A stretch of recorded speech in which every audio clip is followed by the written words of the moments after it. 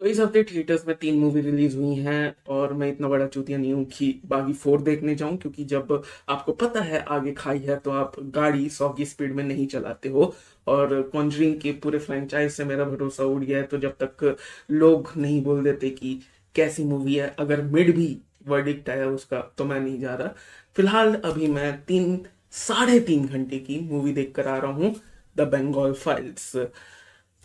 और मैं इसमें जो भी बोलूंगा वो ऑब्जेक्टिवली इसको एज अ मूवी देखकर ही बोलूंगा। तो अगर आप अपने इमोशंस को अपने हाथों में लेकर चलते हैं तो मैं कहूंगा कि जस्ट स्किप दिस वीडियो। तो सबसे पहले कहानी कहानी कुछ ऐसी है कि सीबीआई की एक टीम पहुंचती है वेस्ट बंगाल, क्योंकि एक दलित लड़की डिसअपियर हो चुकी है, बिना किसी ट्रेस के, बिना किसी सबूत के, बस गायब हो चुकी है। और इस केस की प्राइम सस्पेक्ट है एक ओल्ड लेडी, भारती बनर्जी नाम से। और इसी सब के बीच में कहीं पर कनेक्शन बैठता है एक माइनॉरिटी लीडर सरदार हुसैनी के साथ। और इन सब का आखिर क्या होने वाला है, कैसे ये सारा केस डायरेक्ट एक्शन डे 1946 अगस्त 16 से जुड़ा हुआ है, उसके बाद नोआखाली के इंसिडेंट से भी जुड़ा हुआ है, उसके बाद बांग्लादेश से जुड़ा हुआ है, ये सारी चीज़ों को कैसे प्ले आउट होता है, इसके लिए तुम्हें मूवी देखने के लिए थिएटर जाना पड़ेगा। और मैं रिकमेंड करूंगा कि बिल्कुल तुम 3.5 घंटा इस मूवी को अपने थिएटर में दे सकते हो। कुछ डिसअपॉइंटमेंट है मेरे लिए, कुछ टेक्निकल फ्लॉज हैं, लेकिन फिर भी मैं बोलूंगा कि इट्स वर्थ योर टाइम। सबसे पहले बात कर लेते हैं कि मुझे अच्छा क्या नहीं लगा। तो वीएफएक्स, सीजीआई, जो सीजीआई वल्चर्स थे, गिद्ध थे, वो बहुत ही ऑब्वियस थे। यही सेम काइंड ऑफ प्रॉब्लम मुझे कश्मीर फाइल के टाइम भी थी, लेकिन ठीक है, अब उसे इग्नोर करते हैं। उसके बाद एडिटिंग प्रॉब्लम, फ्लो नहीं बैठता है, कुछ कुछ सीन्स बहुत ही जर्की लगते हैं, लाइक वो एडिटिंग से सुधारे जा सकते थे, इतनी बेसिक प्रॉब्लम है, लेकिन वो भी इग्नोर कर सकते हैं। लेकिन बात आती है स्क्रीन प्ले फ्लो की, मतलब एक चीज से दूसरी चीज में जंप करना, वो इतना स्मूथ नहीं था। फॉर एग्जाम्पल, जिन्होंने देख लिया उनको पता चल गया होगा, लेकिन अगर बात करें तो 2 कैरेक्टर हैं जो पहली बार मिल रहे हैं, भारती और अमर। लेकिन उसका जो पूरा इंट्रोडक्शन है और जिस तरीके से वो मिलते हैं, आपस में घुलते मिलते हैं, वो पूरा सीन उतना सही नहीं बैठा मेरे साथ।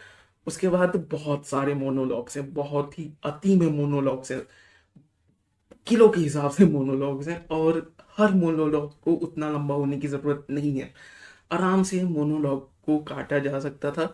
बस 2 मिनट के मोनोलॉग को 5 मिनट तक खींचा गया है, 5-6 मिनट तक खींचा गया है, जिसकी जरूरत बिल्कुल भी नहीं थी।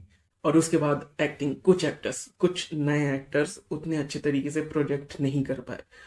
सीन अच्छा लिखा हुआ है, डायलॉग्स अच्छे लिखे हुए हैं, लेकिन जिस तरीके से जितना वेट उनके आवाज में या जितना वेट उनके इमोशंस में होना चाहिए था, वो उतना वेट नहीं डाल पाए हैं।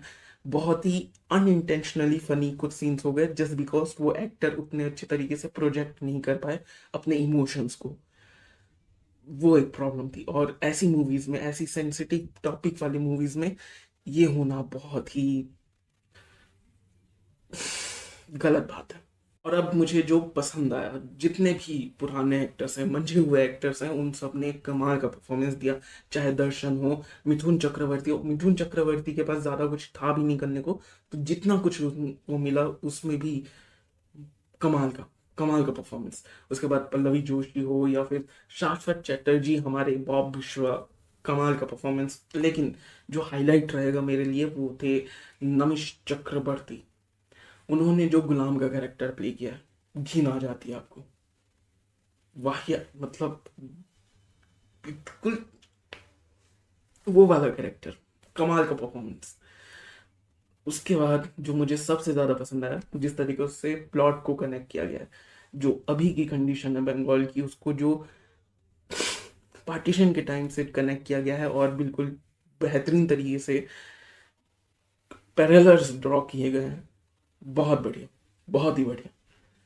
उसके बाद अनुपम खेर, अगेन ज्यादा कुछ नहीं, गांधी जी का रोल प्ले कर रहे हैं, जिन्ना का जिन्होंने प्ले किया, बढ़िया, बहुत सही। अब इसके एग्जीक्यूशन में प्रॉब्लम आई ज्यादातर, मुझे ऐसा लगता है जो प्रेजेंटेशन है, जो एग्जीक्यूशन है वो बिल्कुल ही फ्लैट लगता है, उतना इम्पैक्टफुल नहीं लगता जैसा कि तुम्हें कश्मीर फाइल्स में लगा था, मुझे कश्मीर फाइल्स में लगा था। उतना इम्पैक्टफुल एग्जीक्यूशन इस मूवी का नहीं है। ऑब्वियसली जितने भी मासेकर के सीन्स हैं, नोआ खाली डायरेक्ट एक्शन दे, वो आपको झंझोड़ के रख देते हैं, लेकिन उसके अलावा जो कैरेक्टर्स और उनकी जो स्टोरी लाइन चल रही है वो उतना इम्पैक्टफुल नहीं रहता है अनफॉर्चुनेटली। तो मैं इसे कश्मीर फाइल से तो नीचे ही रखूंगा, लेकिन स्टिल अ मस्ट वॉच। आप बिल्कुल डिसपॉइंट नहीं होंगे, ये बोलूँगा मैं।